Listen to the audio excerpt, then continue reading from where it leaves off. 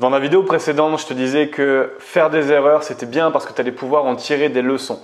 Maintenant, quel est l'outil ou quel est le moyen le plus efficace pour obtenir du coup un enseignement très rapide? Ça va être ce qu'on appelle le feedback. Le feedback, c'est un outil essentiel du développement personnel parce que c'est grâce à un retour d'informations qu'au final, tu vas pouvoir aller retirer ou aller chercher des informations qui vont t'aider à développer tes compétences.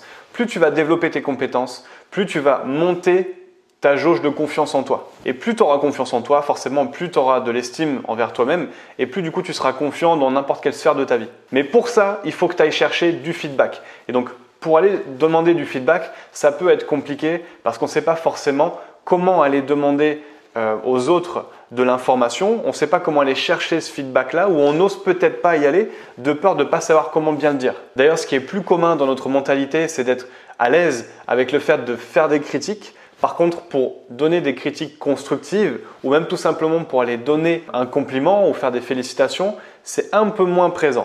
Donc maintenant, quand tu as quelqu'un qui peut t'aider, mais qui peut-être est un peu avare d'informations et qui n'est pas forcément proactif dans le fait de donner du feedback, le fait de bien utiliser cet outil-là, ça va justement t'aider à aller récupérer des informations de la part de ces personnes-là qui peuvent t'aider à t'élever. Donc là, dans cette vidéo, je vais te donner 3 questions toutes simples que tu vas pouvoir utiliser et dire pour aller solliciter et récupérer un feedback plus facilement. La première chose à faire, c'est du coup de mettre en avant le bénéfice que tu cherches à avoir par rapport au feedback là. Ça peut être, excuse-moi, est-ce que tu as 5 minutes, j'aimerais te poser une question en fait pour m'améliorer? Ou ça peut être, excuse-moi, est-ce que tu as 5 minutes parce que j'aimerais vraiment que la relation entre nous, elle s'améliore, donc est-ce que je peux te poser 3 questions s'il te plaît? Tu peux prendre l'exemple du travail et en fait, tu vas donner dans un premier temps les 3 questions d'affilée. Est-ce que tu peux me dire ce que je devrais arrêter, continuer ou commencer à faire dans mon travail pour que je puisse m'améliorer? Et t'enchaînes tout de suite du coup avec la première question. Par exemple, qu'est-ce que je devrais arrêter de faire? Est-ce que tu peux me dire ce que je devrais arrêter, continuer ou commencer à faire dans mon travail pour m'améliorer? Par exemple, qu'est-ce que je devrais arrêter de faire? Donc là, c'est très important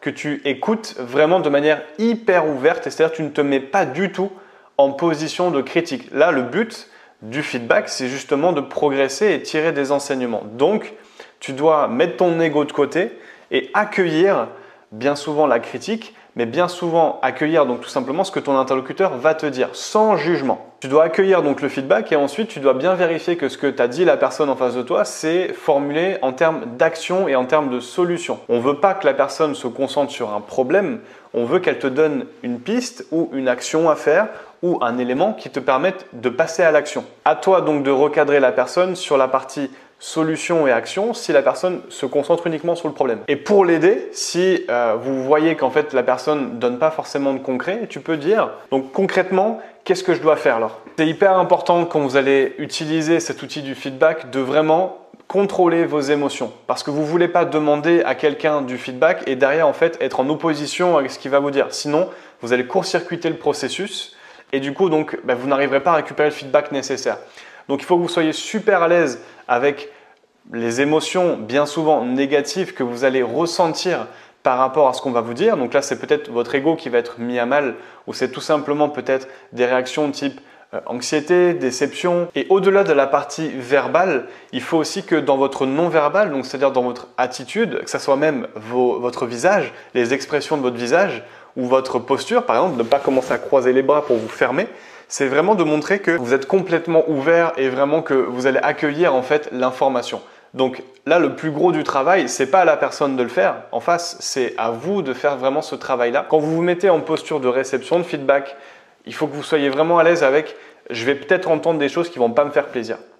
Mais c'est pas grave, il faut juste vous dire que c'est un tout petit moment à passer qui est pas forcément top. Par contre, derrière ce que vous allez pouvoir retirer, c'est une mine d'or d'informations qui va vous aider à vous développer et à monter en compétences ou tout simplement à vous améliorer plus facilement. Et enfin, je terminerai, c'est un outil qu'on utilise à l'oral. C'est-à-dire que ça, à l'écrit, ça n'a pas la même force et du coup, vous n'arriverez pas à récupérer le même feedback.